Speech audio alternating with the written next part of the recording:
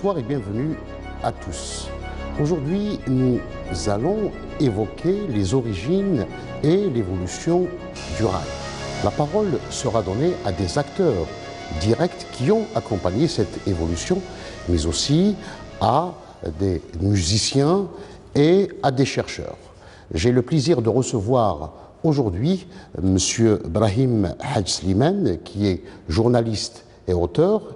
Il est sur le point de finir un travail de recherche consacré justement à l'évolution et à l'histoire du rail. J'ai le plaisir de recevoir également un musicien, M. Houari Selmani, qui est saxophoniste et producteur. J'ai le plaisir de recevoir deux acteurs privilégiés qui ont accompagné la modernisation du rail, à savoir M.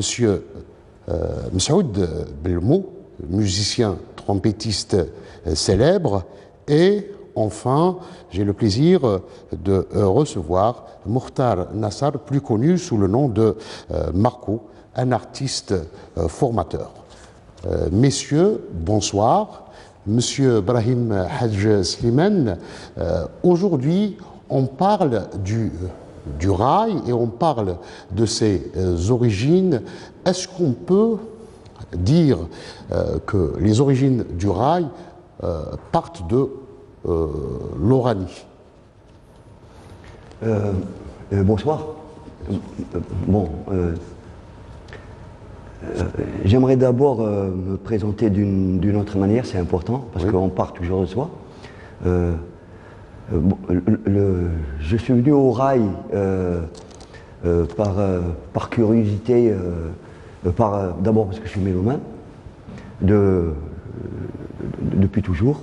Ensuite, parce que j'ai passé l'essentiel de ma vie jusqu'à présent à Oran, parce que je suis curieux, parce que je suis aussi journaliste. Et donc voilà, après les rencontres se font un peu par hasard ou par destin. Il m'est difficile,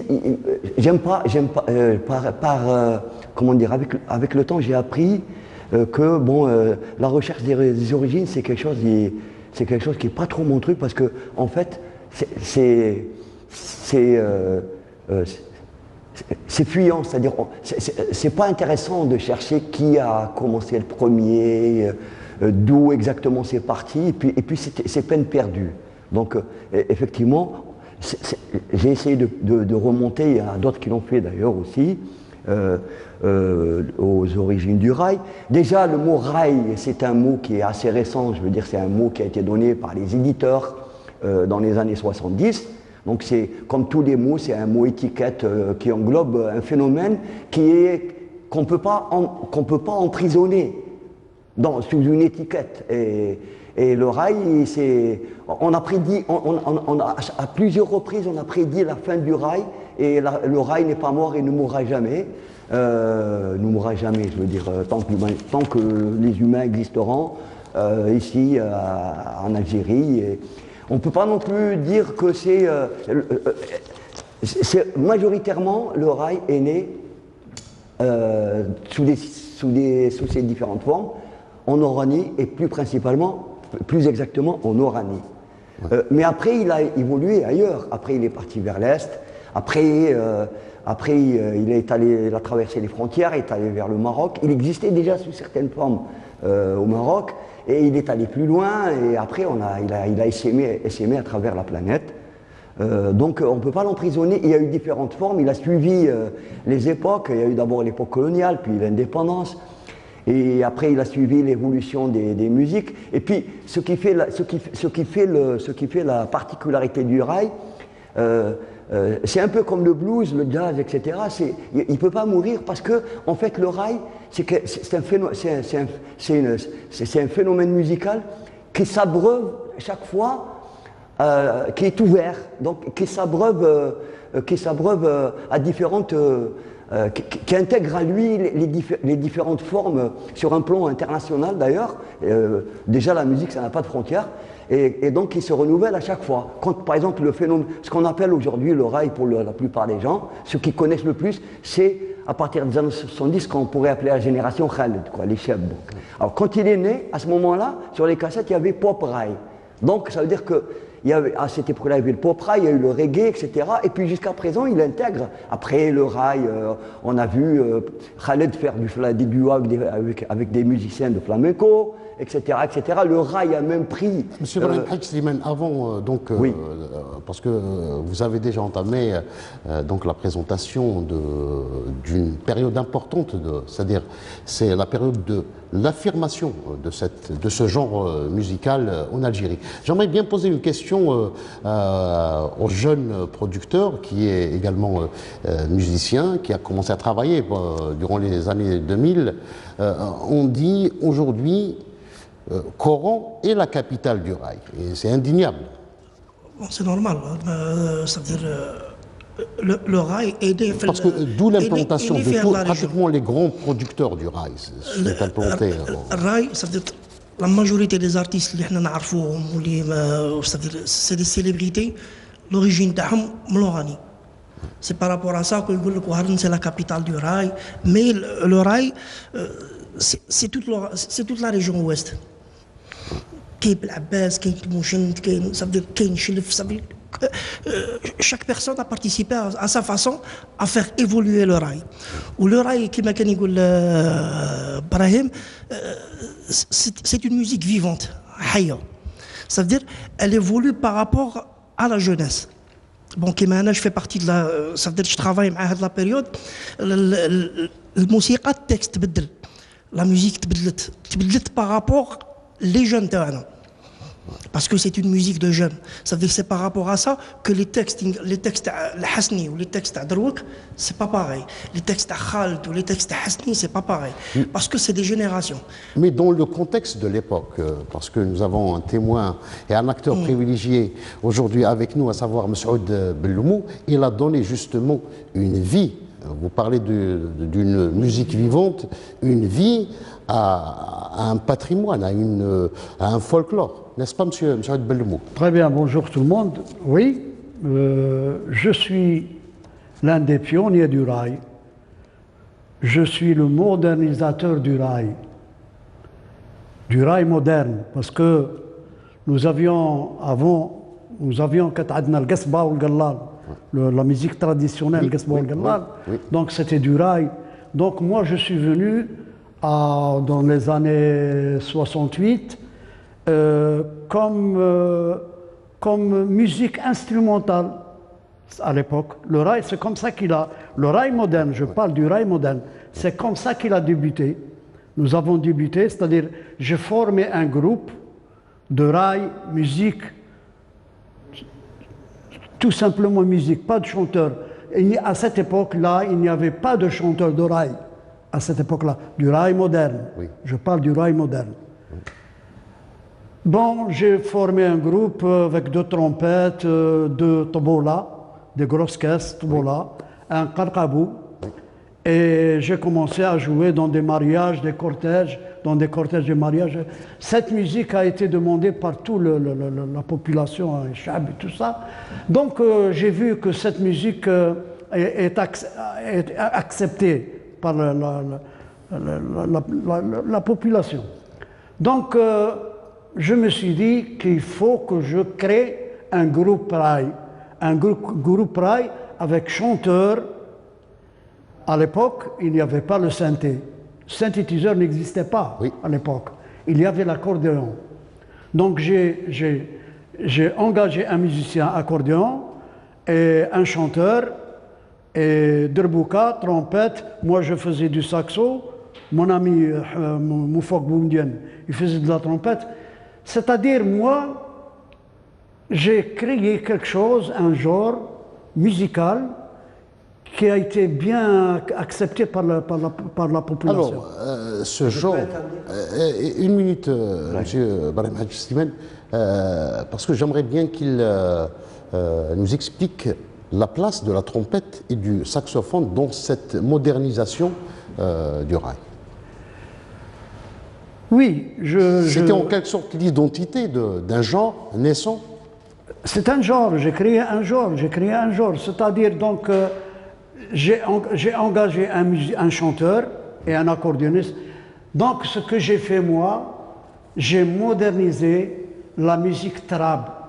La musique trab, on l'appelle la musique trab. C'est le folklore. C'est le folklore, si on veut dire le raï, l'ancien raï, avec le gasba et le gallal, oui. Avec la flûte et le gallal. Donc moi j'ai modernisé ça, c'est-à-dire j'ai les chansons des gasba et gallal, nous l'avons modernisé, et c'est de ce temps-là, cette époque-là que le raï a commencé à naître, le raï moderne. Oui. Je parle du raï moderne. Monsieur Hassime, vous voulez ajouter une précision? Oui, non, je voulais ajouter une précision. Je voudrais en même temps préciser que M. Beloumou est un ami et que nous nous sommes fréquentés seuls et nous avons eu à nous rencontrer plusieurs fois en la présence de l'Aïrhamou Salih Bouteljab Qassem, qui était chanteur, oui. Voilà, dans les années 60, que moi personnellement, j'aime pas les expressions vite fait, mais on pourrait dire que c'est le Khal des années 60, voilà, Bouteljab Qassem, qui est mort en 2006. Et donc voilà, mais j'aimerais juste rectifier un peu, si je peux me permettre, oui. En termes de modernisation. Non. D'abord, personnellement, j'aime pas les cloisons. Et de toute façon, je veux dire, les cloisons entre les genres musicaux sont tout le temps artificielles et arbitraires. Ouais. Donc, on a érigé des murs autour de. On a parlé par exemple on a fait la différence entre chanson oranaise et le raï. Bon. Moi, je pense qu'il y avait des. Enfin, c'est pas je pense. Il y avait des interconnexions. Et si on considère qu'il n'y a pas de cloison, il faudrait dire que la modernisation de ce qu'on appelle le raï, mot qui existe depuis les années 70, mais mouvement musical qui existait depuis fort longtemps, a commencé après la Seconde Guerre mondiale. Et il y a, par exemple, si on parle d'Oran, si on peut considérer qu'Oran était un peu une métropole par rapport au raï, il y avait déjà les chantres de la musique oranaise, principalement Blaoui Houari, qui avaient commencé à moderniser, si on considère la modernisation par le biais de l'apport de rythmes et d'instruments musicaux. Donc, ceux qui ont contribué à moderniser ce phénomène qu'on appelle raï, c'est entre autres et essentiellement dans les années après la Seconde Guerre mondiale, c'est des gens comme Blaoui Houari. Mais il y en a eu d'autres. Il y avait des orchestres aussi à Oran. Des orchestres qui avaient intégré déjà une instrumentation qui venait, parce qu'à l'époque coloniale, ça venait d'Europe, les rythmes et les instruments venaient, ils n'ont jamais cessé de venir.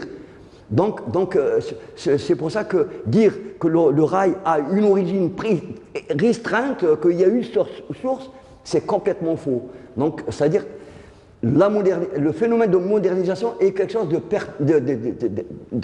perpétuel, quoi. Voilà, c'est ça que je voulais dire.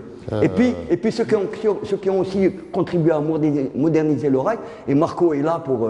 Marco, c'est fait partie de la... Justement, je vais poser la question à M.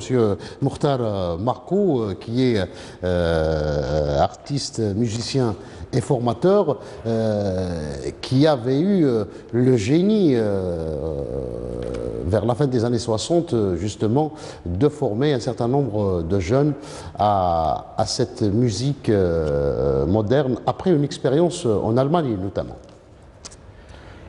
Salam alaikum.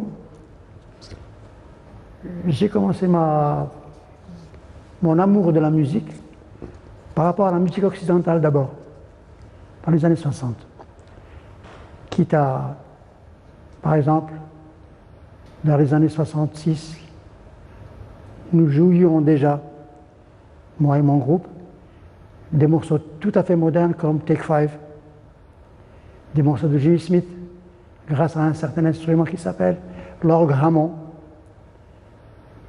qui n'a pas de concurrent sur le marché jusqu'à aujourd'hui.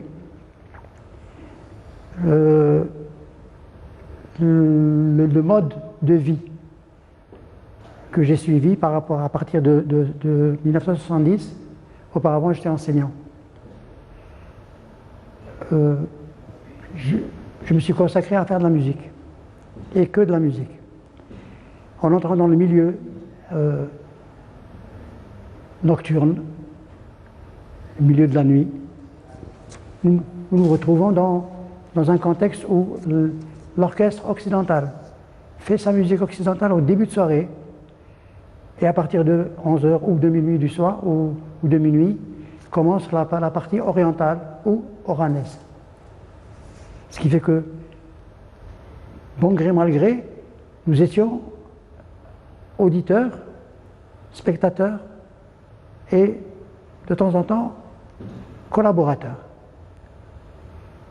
La musique, les groupes orientaux, les groupes de musique orientale, ont commencé par exemple par introduire la basse dans leur effectif. Un instrument à 4 cordes,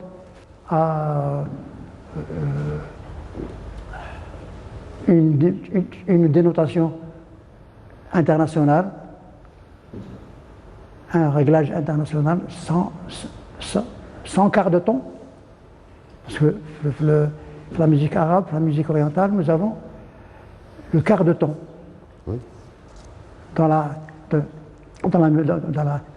structure du solfège. Plus tard, bon, naturellement, j'ai fait ça pendant un moment. Vous pouvez nous expliquer aux auditeurs, c'est quoi le quart de ton? Le quart de ton est une note entre la note principale, la note fondamentale et le demi-ton. Oui. Nous avons par exemple un Do. Nous avons un Do dièse, c'est un demi-ton. Et le quart de ton, c'est double dièse. Son importance dans justement c'est la musique. Oui. On dit ça, Gefühl. Dans une composition, est-ce que vous pouvez l'expliquer par rapport à une composition, par exemple? C'est une note. C'est une note que le chanteur ou que le soliste joue. Oui. Vous voyez déjà le geste que je fais? Oui. C'est surtout les violons qui me donnent ce quart de ton. Sur le piano normal, il n'y a pas de quart de ton. Jusqu'à ce que plus tard, beaucoup plus tard, arrive un certain... sur le oud kain, sur le luth. Sur le luth, par exemple. Tous les instruments traditionnels possèdent le quart de ton. Sur le qanun, ça existe. Sur la guitare, ça n'existe pas. Beaucoup plus tard, il y a eu un certain Cheikh Houari Blaoui, qui, grâce à un luthier extraordinaire, a réussi à mettre des barrettes en plus de la série de barrettes sur le manche de sa guitare. Et il obtenait le quart de ton. Donc vous avez participé à former des musiciens qui vont contribuer à moderniser également cette musique l'oraille? Non, ce serait un petit peu prétentieux de dire que... J'en fais partie. Oui. J'en fais partie. Je termine avec... Oui, monsieur Mokhtar. Ce serait plutôt prétentieux de dire que j'ai formé des musiciens. J'ai surtout joué devant des musiciens. Et jouer des musiciens, j'ai commencé ma carrière musicale en faisant de la guitare. Donc automatiquement, tout ce que j'ai appris par rapport à la théorie musicale, en faisant de la guitare, je l'ai transformé le jour où je suis passé à la batterie. C'est-à-dire que pour moi, un morceau était clair et net avec trois couplets, un pont. Donc, avant de donner la parole à M. Brahim Hassimen, j'aimerais donc revenir avec vous, M. Oui, je n'ai pas terminé. Oui. Bien sûr que vu que ma musique était très demandée par la population, Donc, il fallait que je crée, que je fais un groupe avec un chanteur. Avec un chanteur. Donc, j'ai fait connaissance avec Boutlija Belkacem, à Oran Allah Rahma. Et puis, donc, j'avais 2 chanteurs à l'époque, 2 chanteurs, Hammani et Boutlija Belkacem. Tellement que ma musique était très demandée, j'ai eu l'occasion de faire connaissance avec un éditeur d'Oran, d'ici à Oran. Il s'appelle M. Qadim Issoum, c'est l'édition Z Lyon. Il est venu jusqu'à Temouchent pour me proposer l'enregistrement. Donc on s'est mis d'accord. J'ai enregistré le premier 45 tours. Je précise bien le premier 45 tours parce que ce n'est pas la cassette, ce n'est pas le CD, ce n'est pas. Je parle de la création du rail moderne. Je précise bien. Donc, dès que nous avons enregistré les premiers disques avec les 2 chanteurs, c'est un boom à travers l'échelle nationale. Et même notre musique a débordé nos frontières. Donc, mes produits, à moi, passaient à cette époque, ils passaient comme ça, dans comment on dit ça, Trabando, ils passaient comme ça. Donc, c'est comme ça que ma musique a été connue au Maroc. Elle a été connue en France à travers nos immigrés. Elle a été connue partout, en Tunisie, partout. Donc, voilà ce qui a fait Bellemou. Voilà ce que c'est que Bellemou. Et d'après ça, après mes 2 chanteurs, il y a un chanteur qui s'appelle Boutaïba Hafif. Il est très renommé, du rail. Et il y a M. Benfissa Younes. Ils sont de la wilaya de Temouchent. Ils sont de la wilaya de Temouchent. Donc, l'éditeur me propose d'enregistrer avec ces 2 chanteurs.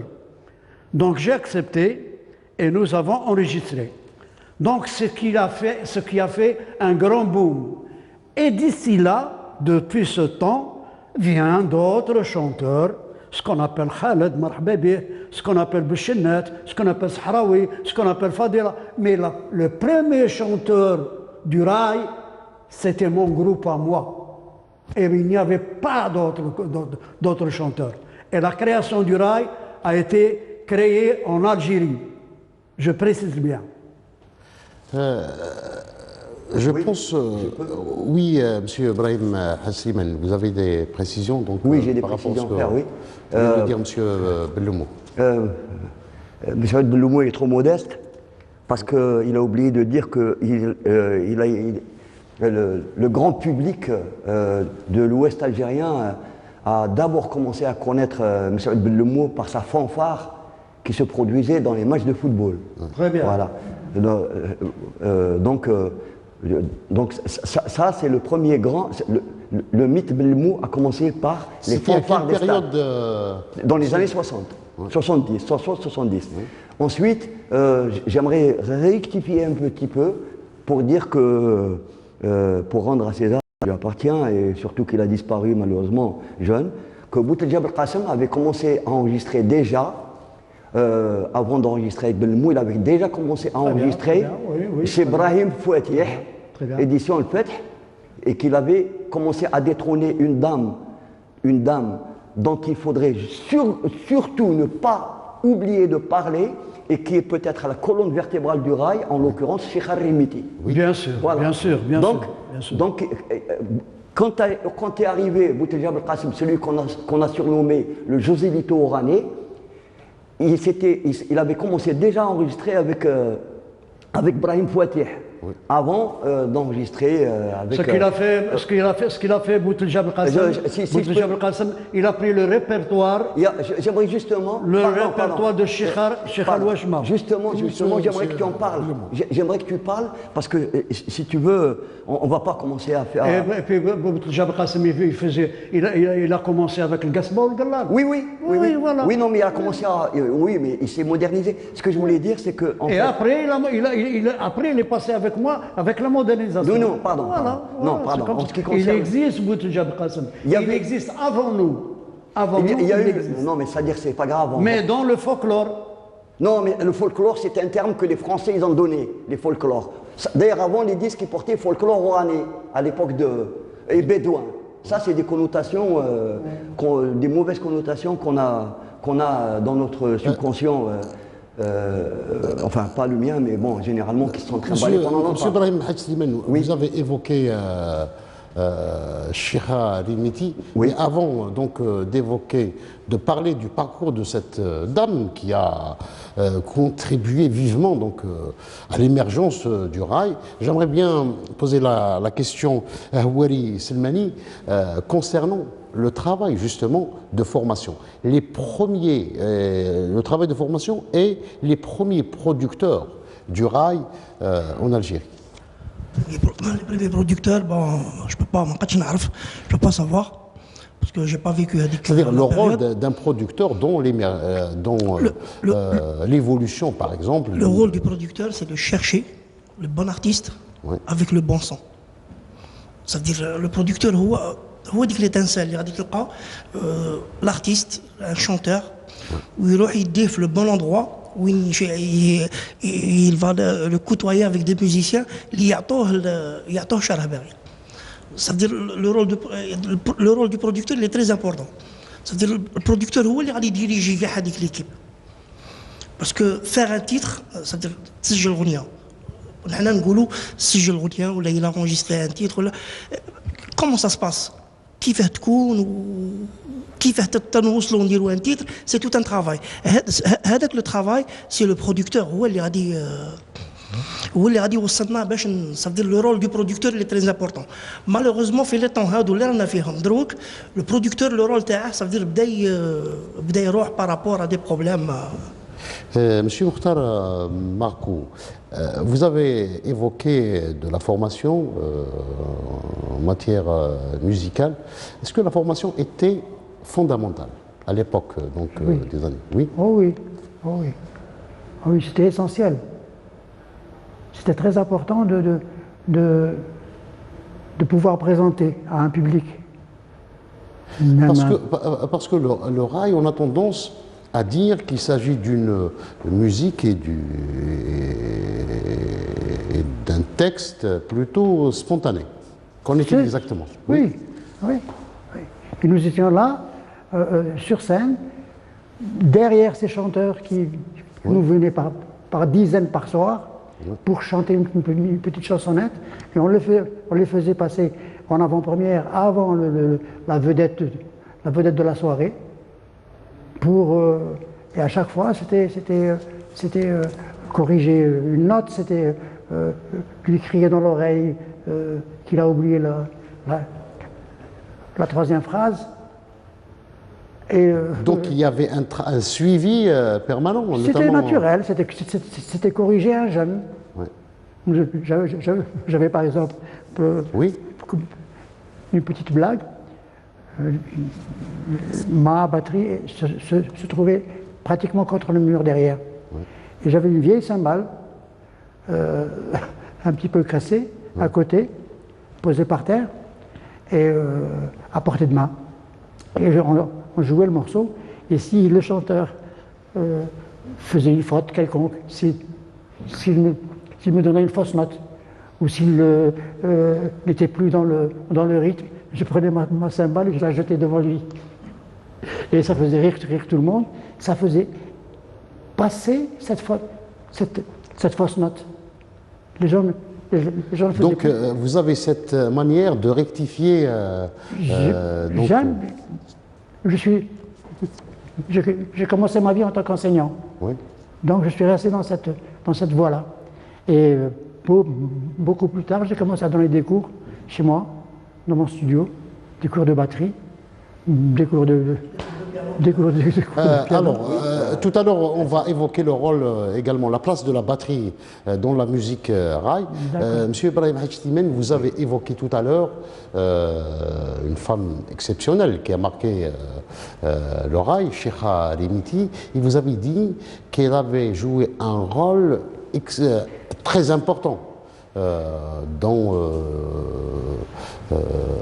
l'évolution de cette musique. Est-ce que vous pouvez nous expliquer comment justement elle a joué ce rôle? Bon, le rôle important, c'est elle-même, c'est son itinéraire, c'est sa vie, c'est les époques qu'elle a traversées et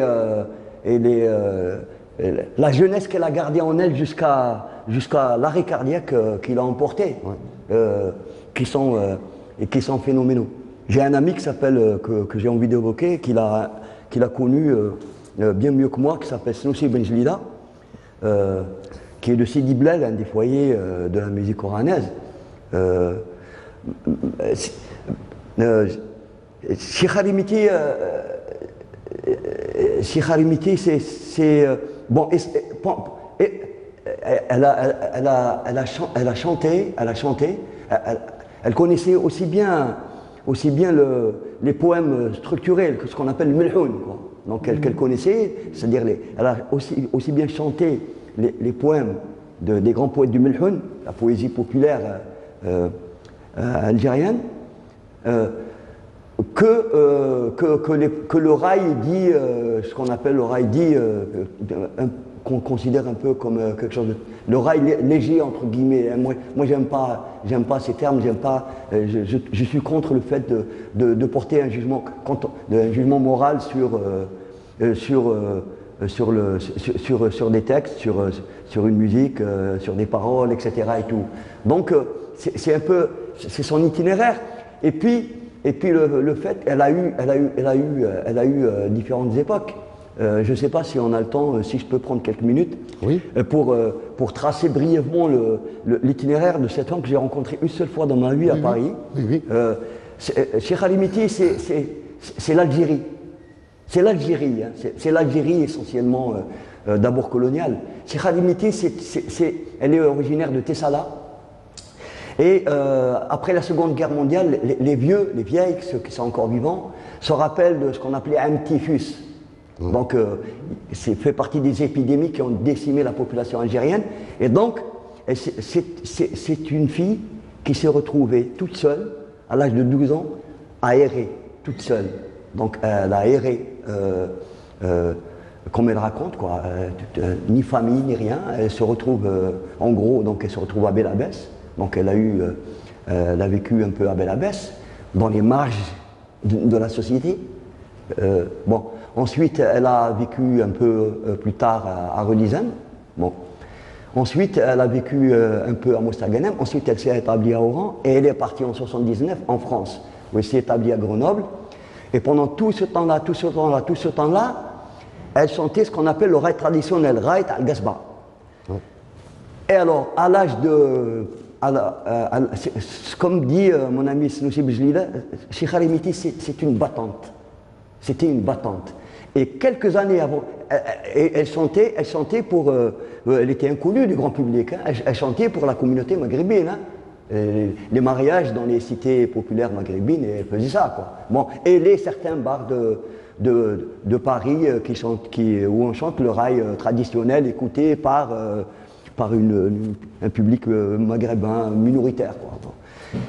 Et vers la fin de sa vie, suite à Khaled, parce que Khaled a ouvert des portes extraordinaires au rail, donc suite à Khaled, elle s'est retrouvée, il y a une curiosité donc, du public français, des médias, etc.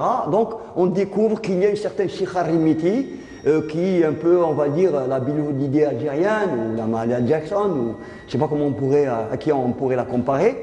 Et donc, elle s'est retrouvée, il a fallu au début de 1990 pour que les médias internationaux commencent à s'intéresser à elle. Et donc, du coup, elle a intégré un orchestre moderne vers la fin de sa vie.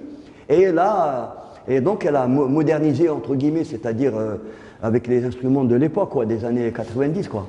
Elle a intégré donc un orchestre elle a fait moderne, mais tout en gardant la tonalité originale. 15 jours avant de mourir, elle est morte, je crois, à 83 ans.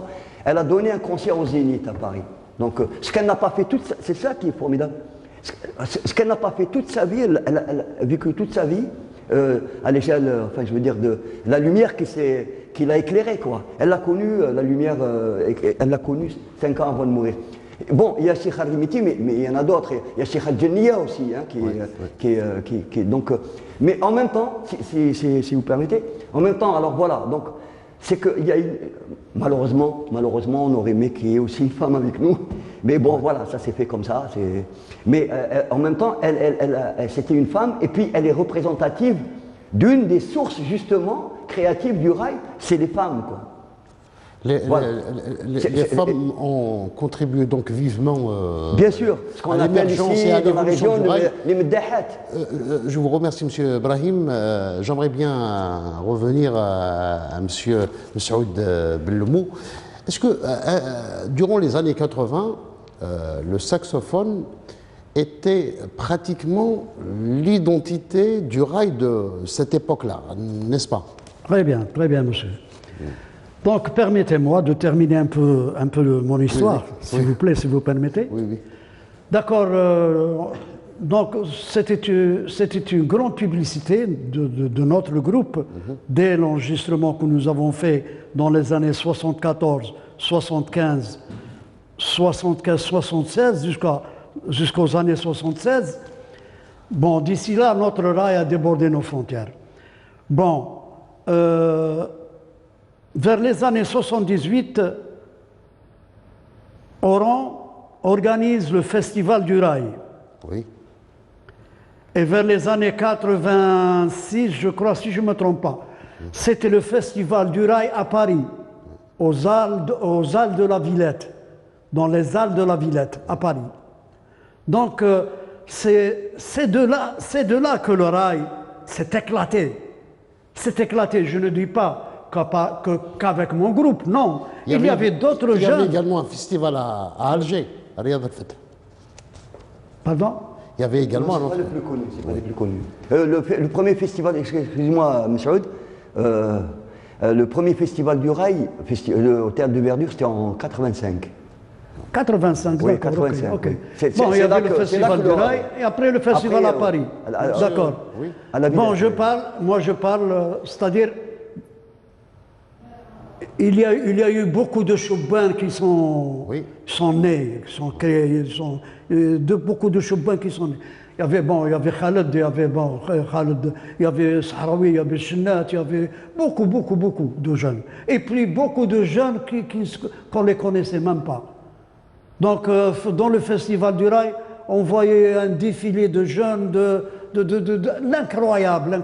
C'était incroyable en ce moment-là, comment je peux m'expliquer. Donc, le rail, il s'est imposé, le rail. Le rail s'est imposé en Europe. Et à partir de ce temps, à partir du Festival du Rail à Paris, à partir de ce temps, nous avons eu des invitations à travers les cultures, les directions culturelles à travers toute l'Europe. Et nous avons fait de très grandes tournées, comme par exemple moi j'ai fait 5 tournées en Allemagne, et 4 tournées en Angleterre. Vous n'avez pas répondu à ma question. D'accord. Donc, le saxophone, oui. la place. Donc maintenant je vais vous parler du saxophone. Le saxophone, excusez-moi, je vous dis la vérité, mais c'est parce que j'ai vécu ce moment-là, ce temps-là. Oui. Et je n'ai rien à cacher. Et je veux bien parler. Je veux parler de la vérité, parce que ça, c'est la vérité que je suis en train de dire. Donc, la musique, c'était ma musique, ma trompette, à moi, mon genre, mon style. Lorsqu'on entendait un enregistrement dans un CD ou bien dans une cassette, bon, à l'époque, il n'y avait pas de CD. C'était les cassettes. C'était mon temps. C'était le 45 tours. Où est-ce qu'on entendait le genre de la trompette? Les gens disent que c'est Bellemou. Oui. Voilà ce qu'a fait ma trompette. Voilà elle a pris le nom de Bellemou. Et excusez-moi, Bellemou, c'est mon nom de famille.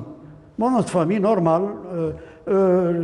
J'étais jeune, je ne m'attendais pas d'arriver à ce point-là. Et puis, je suis parti avec ce nom. Les gens m'appelaient Bellemou jusqu'à présent.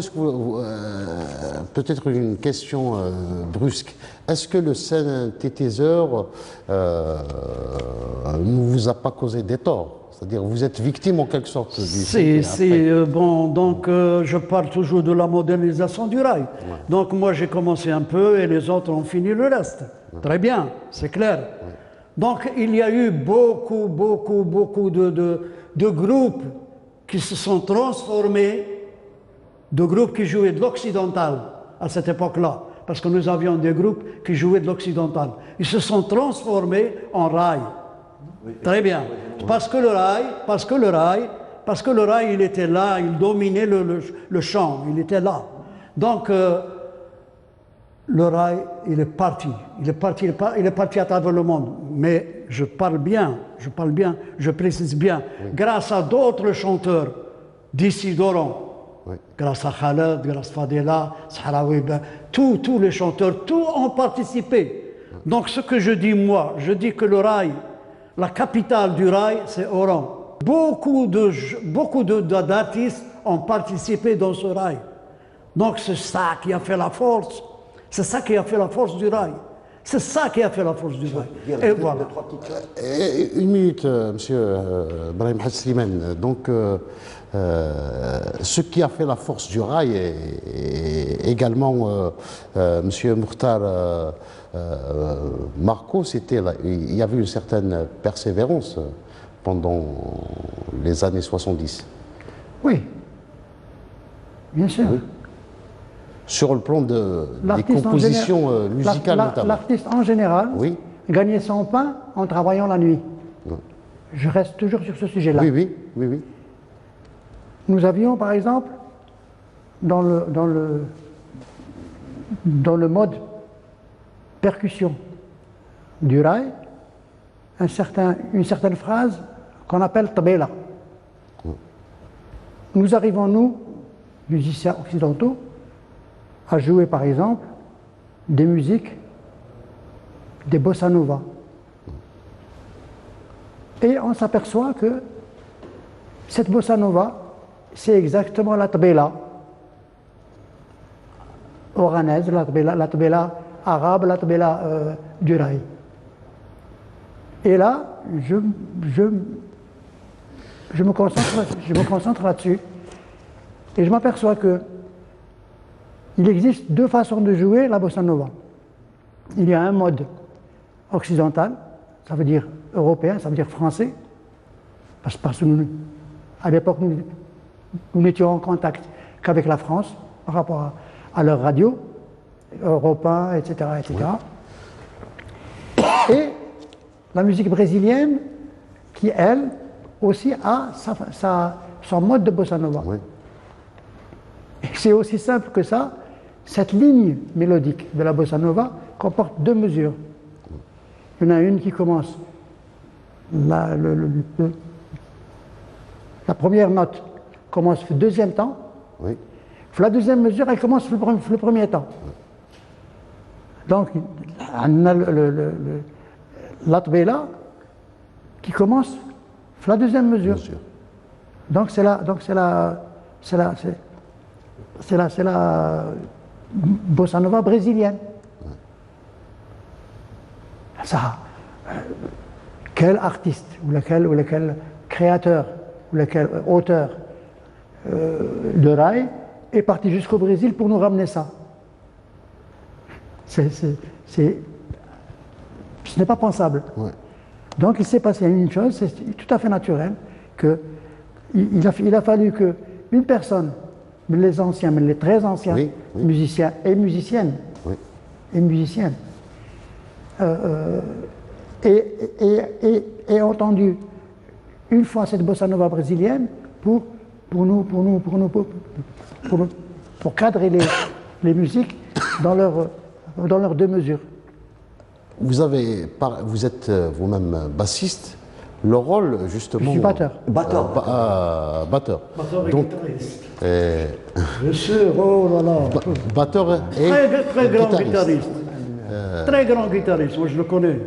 Alors, la batterie dans le dispositif musical du rail. Est-ce que vous pouvez nous parler de la place de la batterie? D'accord. Lorsque vous arrivez avec 3 ou 4 musiciens de rail, que l'orchestre occidental dit et maintenant nous vous présentons la musique rail avec X premier chanteur. Oui. Les musiciens s'installent Oui. et le batteur est là, assis à sa batterie.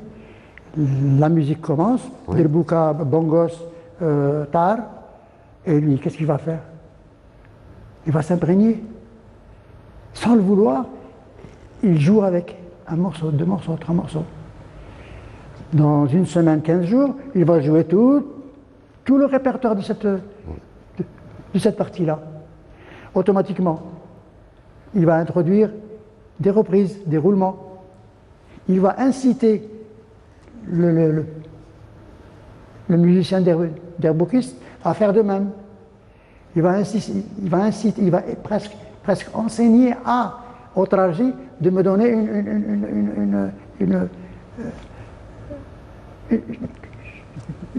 une phrase musicale.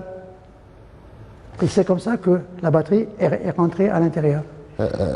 En jouant maintenant. Monsieur Houari Selmani, donc j'ai posé tout à l'heure à Monsieur Blumou. Une minute, avant que les idées partent. Monsieur, non, on doit répartir le temps de parole. Oui, non, mais avant que les idées partent, vous dites que Allez-y. Avant que les idées partent, j'ai des choses à dire. Allez-y. Par rapport à notre ami Monsieur Aude, par rapport à Marco, par rapport à. Donc il y a des choses qui sont importantes. Oui, il y a des choses qui sont importantes. Allez-y. Oui, voilà, parce qu'après, on prend de l'âge et les choses partent. J'aimerais rétablir des vérités. Oui. Voilà, ça, un des premiers principes du journalisme et de la recherche, c'est la recherche de la vérité. Donc voilà, j'aimerais rendre hommage aux gens qui ont apporté des choses. Oui. Voilà, donc j'aimerais parler de personnages qui ont été importants dans les années 60 et 70 dans la musique raï dans l'Ouest. D'abord, parler d'un personnage très important. Vous savez, Khaled, qui est un garçon très honnête et qui dit toujours ses repères. Khaled se revendique de 2 chanteurs. Boutaïba Sghir, et Zarghi. Et Zarghi Belabès, parce qu'on n'a pas du tout parlé de Belabès, mais Belabès aussi c'est important. Bon, pas unique. Alors, parce que beaucoup de gens connaissent, la plupart des gens connaissent Ray Naray, et ils ont raison de les connaître, parce que c'est un groupe fabuleux. Mais peu de gens savent que le Rayman adulé à Belabès à travers toutes les générations, et qui est mort malheureusement jeune dans un accident de voiture, c'est Zarghi, de son vrai nom Ahmed Hammam. Voilà. Donc Zarghi a non seulement, c'est-à-dire sur le plan textuel, parce qu'il écrivait ses propres textes, a apporté au rail avec sa voix, avec ses textes, mais aussi il a introduit la guitare à pédale wah-wah. Voilà. Ensuite, concernant toujours, on va dire parce que si on parle d'Oran, la capitale, c'est que Oran, en fait, il y a un phénomène qui fait que, par exemple, les rythmes et les instruments sont arrivés à Oran. Par qui? Après le débarquement des Américains. Et c'est comme ça que Blaoui Houari a pu bénéficier et les intégrer, un des précurseurs dans l'intégration des instruments de musique qui arrivaient à l'époque. Bon, de la même manière que les Américains ont apporté le jazz en Europe, au débarquement. Donc, à Oran, quand le raï est arrivé, il n'est pas arrivé dans un désert. Il est arrivé dans un contexte, si on parle d'Oran, mais pas qu'à Oran, parce que c'était un peu le même phénomène à échelle réduite à Belabès, à Timouchet, et même à Tlemcen, qui est la capitale de la musique andalouse anti-raï, entre guillemets. Il y avait de la musique raï. À Oran, donc, il y avait... C'est en cela que Marco... peut être un témoin intéressant parce que quand c'est arrivé, il y avait des groupes de ce qu'on appelle la musique occidentale. Bon, la musique occidentale qui était déjà universelle. Donc, quand le raï est arrivé, dans son phénomène qu'il y a eu des studios, parce qu'à un moment donné, il y a eu plein de studios en enregistrement. Il fallait des musiciens.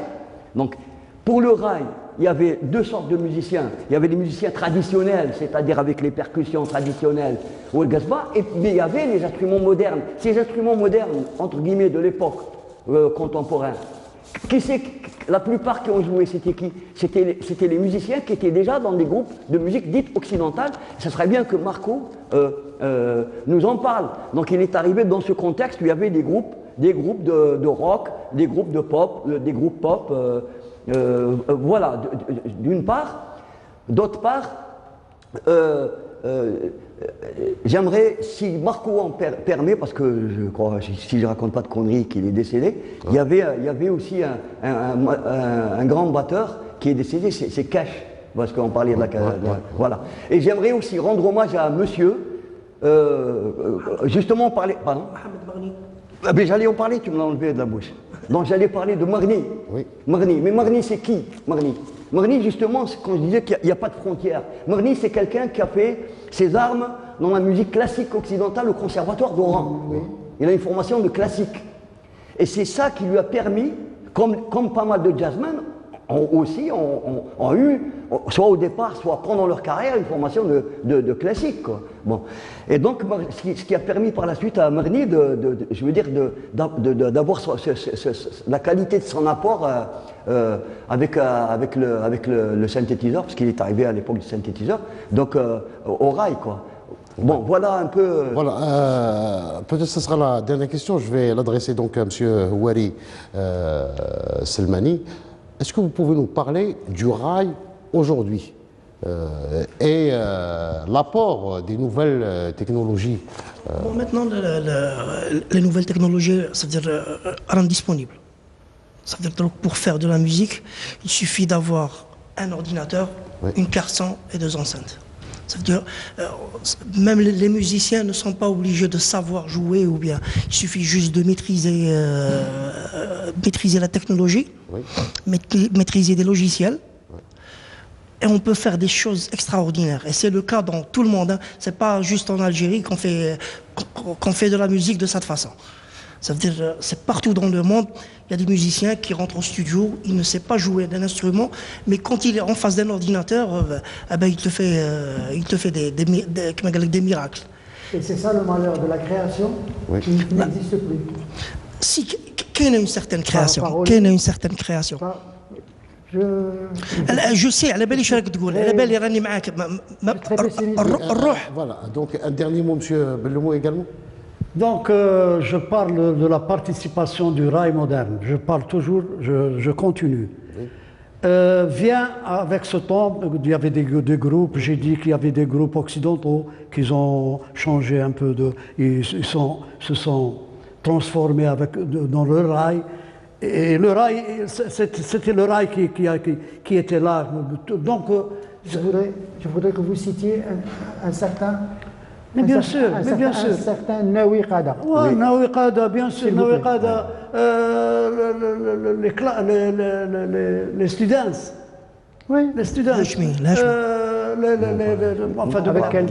Donc, je veux dire que tous les groupes occidentaux, les canaux, ils se sont transformés en rail. Très bien, c'est parce que le rail, il était là, il s'est imposé, il était là. Donc, et c'était une modernisation. C'était une modernisation pour le rail. Donc, vu les années venir, vient le synthétiseur. Oui. Le synthétiseur moderne, c'est-à-dire, bon, il y avait le premier synthétiseur qui est venu, et Marco il connaît la marque un peu, et il s'appelle le Ferfisa. Ouais. Ferfisa, c'était un premier synthé. Les Japonais ont créé et naturellement nous ont envoyé, nous ont submergé de ce synthé-là un certain Roland E40, où il existait ce fameux quart de ton. Donc c'était fini. Tous les pianistes, très bien. s'y sont mis, tous les gens qui avaient d'autres marques. Très bien. J'aimerais ajouter quelque chose. On n'a que 2 minutes. Hein. Oui. Donc je vais vous accorder 1 minute, monsieur. Mais avant, je laisse M. Belmout terminer, vraiment. Oui, bon, je dis que le synthé, il y a eu la modernisation aussi des instruments, des sonorisations. Ce qui a fait à ce temps-là, il y avait des sonorisations ultra modernes. Donc, ce qui facilitait pour les artistes. Et donc, le rail a profité de cette occasion. Et il y avait le synthétiseur, les derniers synthétiseurs, c'est-à-dire de marque, de dernier cri. Donc, c'est ça qui a fait. Donc, et puis il y a la voie robotique également, M. Bellemont. Bien sûr, robotique. Je veux dire, cette modernisation, comment dirais-je, électronique, modernisation électronique, c'est elle qui a fait un peu... En une minute, M. Waris Selmani. Oui. Est-ce que la voie robotique aujourd'hui ne joue pas des tours donc, orales la musique de manière générale? C'est juste un timbre qui fait la voix. Oui. C'est vrai que l'artiste, on ne connaît pas la voix. Bon, on va connaître la voix de l'artiste par rapport aux scènes. Ça veut dire quand il va y avoir des concerts, tu ouvres l'artiste sans autotune. Bon, c'est peut-être un petit peu choquant, mais ça veut dire qu'il y a des artistes qui assurent. Ouais. Ça veut dire qu'ils chantent bien, mais c'est devenu à la mode. Donc, ما نقدوش حنا نمشوا كما قال لك contre الناس اللي باغيه. Ça veut dire هذا لو سون تاع لوتوتون ولا يجبد الودن parce que حنا في الاستوديو on fait des essais. نجيبوا un artiste قال يغني بلا اوتوتون. من البرودوي من يخرج sur le marché on sent que le produit ما يجي يقول لك ما عجبنيش. C'est un problème commercial, purement commercial. C'est plus un problème commercial. Chose promise, chose due, M. Ibrahim Hadj Slimane, je vous accorde donc le dernier mot. Voilà. Non, c'est pas le dernier mot parce on n'a plus beaucoup de temps. Non, il n'y a pas de dernier mot. Le dernier mot, personne ne le donnera parce que. Non, le dernier mot pour cette. Oui, j'ai compris, mais c'est pour dire qu'en fait, il faut plus de temps. Bon, moi, j'aimerais quand même juste rendre hommage à des gens. Bon, oui. Voilà. Alors, je rends hommage parce qu'à un moment donné, on a parlé des paroliers du rail. Je rends hommage à un des paroliers du rail, peut-être le plus doué, peut-être le plus engagé, le plus sincère, qui a donné sa vie à ça et qui est mort, je crois que ça fait presque une année, qui était le principal parolier de Hassani, c'est Mohamed Nouna, dont le père était déjà poète, etc., dans le rail ancien, bon, et qui était le principal parolier de Hassani. J'aimerais rendre hommage à Hassani, qui est une des victimes du terrorisme des années 90 et la plus grande voix du rail après le départ de Khaled en Europe. Bon, j'aimerais rendre hommage à Mami aussi, malgré les déboires et le mauvais destin dans lequel il s'est engagé, qui a apporté sa voix particulière et qui a donné à l'international le premier grand album, c'est L'Etmirail. Bon. Et j'aimerais rendre hommage aussi, puisqu'on a parlé des producteurs, à un monsieur qui a été victime du terrorisme aussi, ici à Oran, dans les années 90, qui a contribué aussi à la modernisation du rail. Et c'est en l'occurrence Rachid Baba Ahmed, qui a produit, entre autres à l'international, 2 albums avec Sahraoui Fadela pour les Anglais, et qui a construit quelques années avant de mourir le plus grand studio d'Afrique, qui aujourd'hui est en train de tomber en ruine d'ailleurs, à l'époque. Voilà, et bon, certainement, personnellement j'en oublie. Hein, voilà, à mon tour de vous remercier tous les 4 d'avoir participé à cette émission. Je tiens à remercier également Liberté Hôtel et ses responsables de nous avoir prêté aide et assistance. Je tiens à remercier également particulièrement toute l'équipe de la station régionale d'Oran de m'avoir aidé à préparer cette émission. Merci et à bientôt.